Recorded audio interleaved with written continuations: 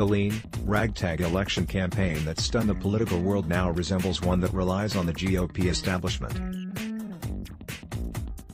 Scott Olson/Getty Images 2020 Elections. The president's 2020 campaign is launching an ambitious fundraising network aimed at supporters of his past GOP rivals. By Alex Isenstadt. April 22, 2019, 5:04 a.m. EDT. Deep-pocketed Republicans who snubbed Donald Trump in 2016 are going all in for him in 2020, throwing their weight behind a newly created fundraising drive that's expected to dump tens of millions into his re-election coffers.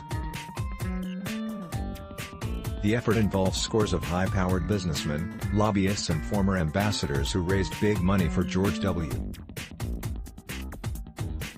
Bush, John McCain and Mitt Romney, and who are now preparing to tap their expansive networks for Trump after rebuffing his first presidential bid. Story continued. Below. The project, which is closely modeled after the famed Pioneers network that helped to fuel Bush's 2000 campaign, is slated to be formally unveiled on May 7, when well-connected Republican fundraisers from around the country descend on Washington for a closed-door event with Trump 2020 aides. Under the plan, which was described by more than a half-dozen party officials, high-performing bundlers who collect at least $25,000 for Trump victory, a joint Trump 2020 Republican National Committee fundraising vehicle, will earn rewards like invitations to campaign-sponsored retreats, briefings and dinners. Party officials have been reaching out to top fundraisers in recent weeks and wooing them with the prospect of joining raiser clubs, with names like 45 Club, Trump Train, and Builders Club. The push illustrates how Trump, who once took a sledgehammer to rivals for their supposed fealty to big donors, has come to rely on a GOP establishment he once repudiated. And it's a sign of just how closely the lean, ragtag operation that stunned the political world in 2016 now resembles a traditional presidential campaign. Yet it also underscores how the elite Republican money class, which waged an aggressive, but ultimately unsuccessful effort to stop Trump in the 2016 election, has come to accept and accommodate a president it once scorned. Poster equals http://v.politico.com/images/1155968404620280779130001 versus.jpg. Pubid equals 11559684004. True. Roy Bailey, a prominent Dallas-based fundraiser who is helping to spearhead the Trump Victory program, said around 150 people had so far signed on, some of whom had been fervently opposed to Trump in 2016. There were still a lot of people who were trying to lick their wounds and hadn't quite gotten over the fact that he had whipped everybody.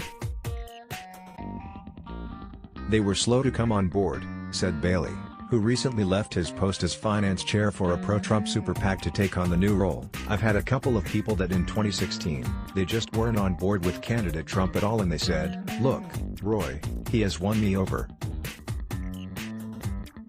I'm all in," he added. Advising the Trump team in its effort to win over traditional givers is Jack Oliver, a stalwart of the Republican Party establishment who helped lead fundraising for the presidential bids of George W. Bush and his brother, Jeb. Oliver's involvement, senior Republicans say, is partly intended to send a signal to the traditional GOP donor set that the campaign is eager for their support. "I think you'll have a significant number of Bush and Romney veterans that were on the sidelines or didn't get overly involved in 2016 but will be involved in the 2020 campaign," said Oliver, an architect of the Pioneers program who became known as Bush's Brigadier of Bucks. Oliver himself sat out the 2016 general election. The campaign is aggressively wooing those who backed other candidates in 2016. Among those signing on is Jeff Verhoff, a lobbyist at the Washington firm Gump Strauss Hauer and Feld who bundled more than $1 million for Marco Rubio. Verhoff, who sat out the remainder of the 2016 presidential race after Rubio dropped out, predicted that Republican fundraisers across the spectrum would mobilize for the president because they were happy with his agenda. And he pointed to another motivating factor, fear of a Democratic 2020 field that includes liberal figures like Bernie Sanders. All you have to do is look at what the other side is gearing up for, and this is a pretty easy decision for a lot of people," said Verhoff. "From a policy standpoint, there's virtually nothing they disagree with, then layer on top of that the choice that the other side is presenting to the country and it's a no-brainer." Trump aides are especially keen to make inroads with Jeb Bush's massive funding network, even though the former Florida governor pointedly declined to endorse Trump in 2016 and said last month that someone should run against the president in 2020 because Republicans ought to be given a choice. A pro-Bush super PAC raised over $120 million during the 2016 race, but many of its donors never came around to the eventual nominee. A thaw, however, appears to be underway. Anthony Joya, who served as George W.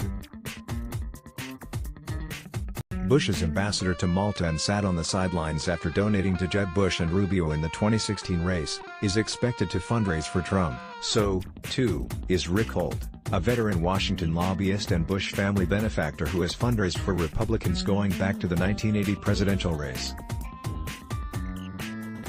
"I think people are totally impressed by how the campaign is being set up, efficient and focused like a business," said Holt, who later on became a Trump 2016 donor, adding that the Trump team was identifying bundlers at all kinds of levels.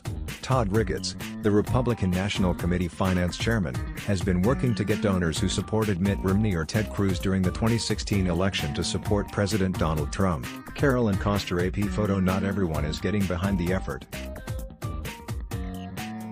Some establishment donors are turned off by a chaos-ridden White House and a smash-mouth president they see as demolishing norms. Others contend that with Trump developing a formidable small-dollar machine that has already raked in $30 million this year, there is little need for a traditional bundling program.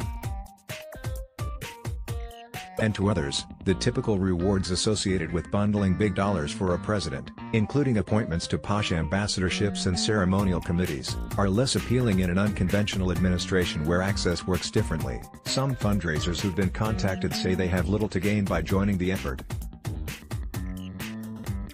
Yet winning over mainstream givers, including some former strident Trump critics, has emerged as a priority for the campaign. Vice President Mike Pence has been wooing an array of well-heeled former Trump critics in recent weeks. During a gathering of major givers at the iconic Pebble Beach golf course last month, the vice president lavished praise on hedge fund manager Paul Singer and huddled privately with investment banker Warren Stevens, both of whom donated millions to a super PAC devoted to stopping Trump from winning the Republican nomination in 2016.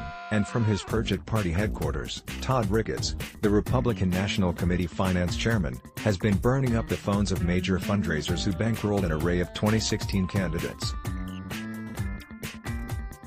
"I'm really hoping to make sure we get every person that was a Rubio or Bush supporter in 16 or Cruz and so on, and make sure that they're working for the president and even going back to a lot of the Romney people from 2012, said Ricketts. It's in that same pool. The behind-the-scenes bundler recruitment effort has been aggressive ahead of the May 7th rollout.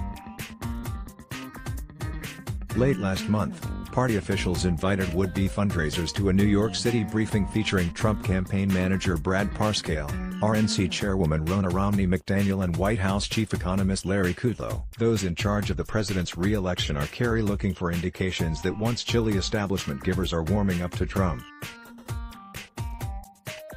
On Wednesday, RNC co-chairman Tommy Hicks Jr., whose father